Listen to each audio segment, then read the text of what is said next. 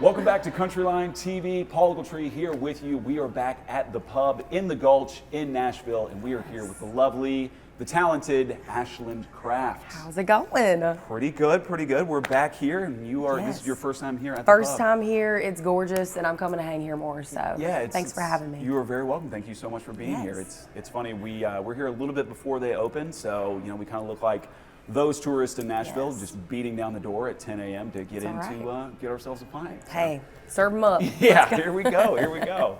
So, Ashland, you just had a new album come out. I did. Dive Bar Beauty Queen. Yes. Which it looks like you're dressing the part. Oh yeah, always gotta. Yeah. So you released that earlier this summer. You've been touring on that. Take me through it. We'll go into the songs a little bit, but take me through all of it. Yeah, so Dive Bar Beauty Queen, my second album, finally after about 4 or 5 years. And it's just like inspired by life and the life that I've lived from 11 years ago to now. I've worked in dive bars since I've been gigging in bars since I was about 16, 17 years old. How does that work? Because I thought you had to be 21 to get into bars. You just go in and you don't say nothing. And usually they don't say nothing. Yeah. But I mean, at that age, it was obvious that I was a little bit younger. But I mean, I had a few drinks before my 21st birthday. Hey, so you know what? Don't tell anybody. You know what? I'm not here. I'm not involved with the law. I'm always trying to avoid the blue lights. So you know what? Just living the life, how to get pure experience. Your secret stays safe with me and anyone and else. everybody else. Yeah, so it works out. It works out. Sorry, Mom. Yeah, so Dive Bar Beauty Queen, talking about playing in dive bars, talking about kind of being brought up in that world. Yes. Obviously getting a ton of exposure for that on the road. A ton. But then you wrote songs on there that are kind of about the South, about your upbringing, about kind of your life around this as well. Yeah, like my upbringing, I mean, I obviously listened to country music. My dad loved like 80s hair band music.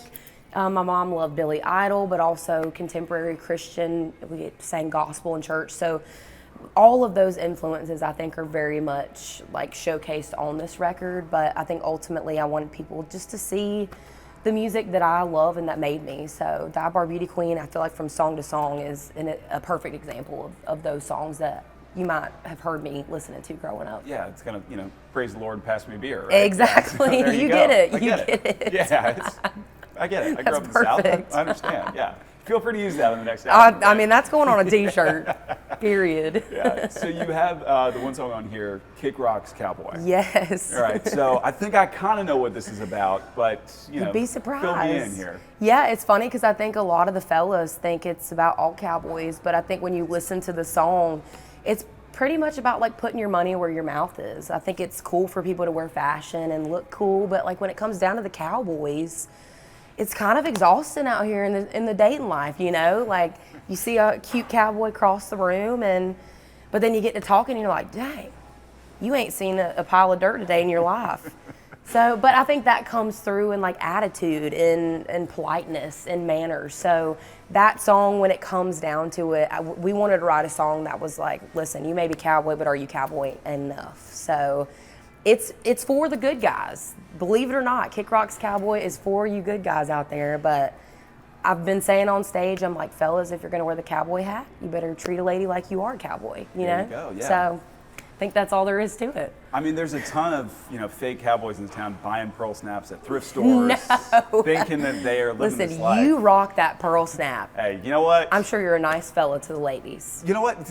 Well, yes. That's all that matters. I will just, you know what? Great. We're going to say yes. We're going to say yes. Okay, sure. Why not? I will take that. I will take that. So you have that on there. Just kind of put your money where your mouth is. Calling out, not necessarily all men, but just kind of like, hey, if you're going to do this, do it right. And in this specific story, this girl was, this guy's probably walked up to her in a bar, but she's watched him the whole night walk up to every single other girl. So it's just about, womanizers. Nobody likes a womanizer, so we like the good cowboys. Yes. You also have another song on there, Wasn't the Chevy. Yes. Okay. This is maybe in that same vein, or what's going on here? This song is actually a little more, Wasn't the Chevy is much more of like introspective song in my opinion. And again, dating in the music scene and just as a person in general, you have your situations where the other person has left, you have situations where you've left, but I think this song is taking the accountability and the blame for maybe pushing somebody away and not being ready for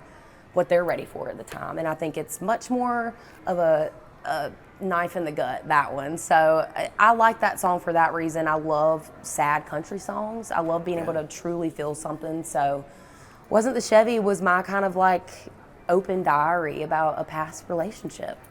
Okay. Yeah. I mean, sad songs make me happy, so I get Exactly. it. Yeah. And well, so you have the opening of, hey, if you're going to be in this relationship, you're going to do it, cowboy. Like, let's do it. Yes. And you also have the like, sometimes it doesn't work out. Yeah. It's the way it goes. Love lost.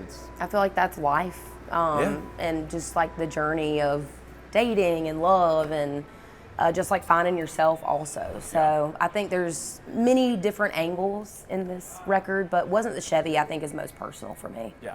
Yeah. And you have written, I think, pretty much every song on this album. Have been Yes. involved in the writing process. Yeah, all but one. All but Lie one. Little was the only one I didn't write on, but I would not change a single thing about that song. It is so fun, so funky and groovy, and the writers on that I finally got to meet. I got to meet them after I released one of their songs. Yeah. So That's the way it goes sometimes Yeah. in Nashville. Yeah. yeah.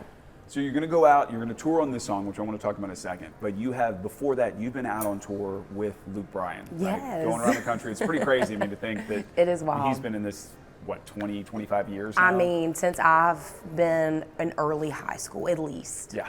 So that in itself was so surreal, but that tour, when I say it was inspiring, I know that sounds kind of cheesy, but watching him, somebody who has been in music since before I was even thinking about it, coming on stage and putting on that big and that fun of a performance, I guess, that's just like a second win for me. So being out there with him was like, dang, Luke. Yeah, I mean, You got it. Like, that makes me want to work that much harder. And the show was just phenomenal and so much fun. I tell everybody, like, if you've ever thought about buying Luke Bryan tickets, highly recommend. Yeah, it's worth the money, for sure. And that second one you're going to take out on tour, right? First kind of Yes, sir. headlining solo tour. You're going to be out there back in the, maybe not just the dive bars, right? But actual A little bit of venues. everything, yeah. Why not, right? But definitely dive bars. Gotta hit those. I'm the type of girl, I loved clubs and honky tonks and bars growing up in the scene, and I've done stadiums, I've done arenas, but honestly, there's nothing like a dive bar. I don't know what it is. Actually, I think it's the people. I truly think it's being able to like have a up close personal experience with everybody. But yes, Dive Bar Beauty Queen, first headlining tour. We're gonna be playing old stuff, new stuff, all the records. So it's gonna be fun. We've got a lot of stuff in store for this tour. We've got a thrift rack at merch because I love thrifting. So I'm trying to bring that to the people if they can't go that day. So I've got a collection started. All right, off the cuff questions we ask everybody at CountryLine TV. Number one, maybe the hardest one, maybe not the hardest, but the most up for debate. Who's on your Mount Rushmore of country music? Ooh, Mount Rushmore. You can do all female, all male, decades. I mean, there's mountain ranges on mountain ranges for Mount Rushmore. And I have like, what, 4 options? 4 options. It's bad. Like, It's tough. I hope my social studies teacher isn't watching. That is a really tough one. I'm going to have to say Tanya Tucker. Okay. I'm going to have to say Conway Twitty. Ooh, okay. 2 more.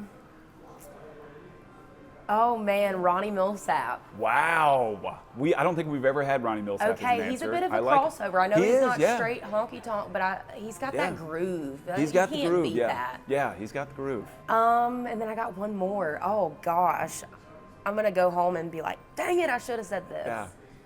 Yeah. We're gonna go with, honestly, can I do somebody newer? Yeah. Because I think she's just so killer. Miranda Lambert. I think she like switched up the game for a lot of people, and Yeah. honestly, like thinking back, that was between her or Gretchen Wilson. I know y'all pick for me, but those 2 women made me feel like I can be just like a good old country girl, and nothing crazy, nothing more, nothing less. So I think their attitudes and who they are as women just like really changed the game for not only me but a lot of women. So I also love how you said, we're like, can I go with someone new? It's Miranda Lambert. It's like she's been in the game. I know 2005. To most people, she's new. Yeah.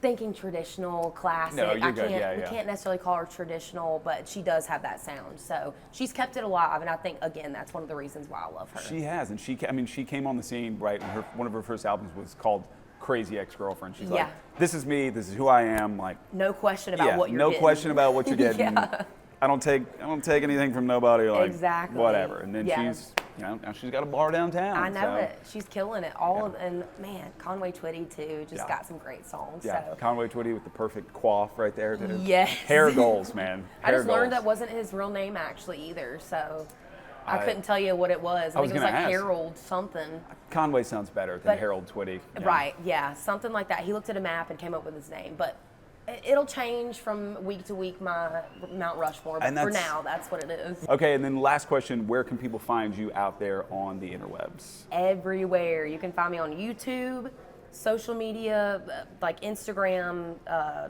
was going to say Twitter, but it's X now. X.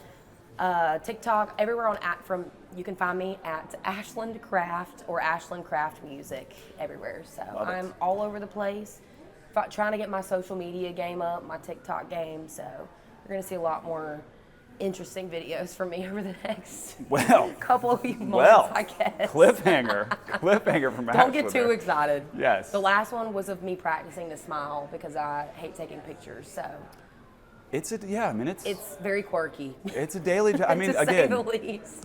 everybody wants to be a recording artist, but then you got to learn how to smile. You got to learn how to TikTok, X, Yeah, Instagram, you got to all the be above. all out there. Yeah, So, and I grew up very like Southern. I don't know. It's just very tight knit. So social media is not a new ball game for me, but it is. Yeah.